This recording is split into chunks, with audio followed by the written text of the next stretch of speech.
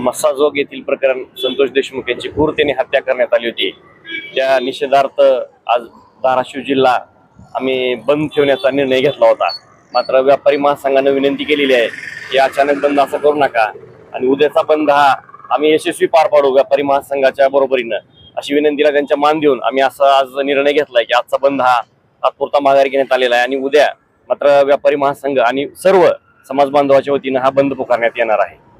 धनंजय मुंडे सध्या राजीनामा देत आहेत अशी बातमी। आमची मागणी हीच राहणार आहे सरकारला की धनंजय मुंडेंना सहआरोपी करा, राजीनामा तर त्यांचा घ्याच पण त्यांना सहआरोपी करा आणि देवेंद्र फडणवीस आणि अजितदादा यांनी नैतिक जबाबदारी स्वीकारून आपण स्वतः राजीनामा द्या। कारण 2.5 महिने होऊन गेले, एक आरोपी सापडत नाही, गृह खातं करताय काय मग हे? आणि धनंजय मुंडेला आजपर्यंत पाठीशी कोणी घातलं? धनंजय मुंडेच मुख्य आरोपी आहे याच्यामधला, त्याला सहआरोपी करून त्याला जेलमध्ये टाका, ही आमची मागणी राहणार आहे।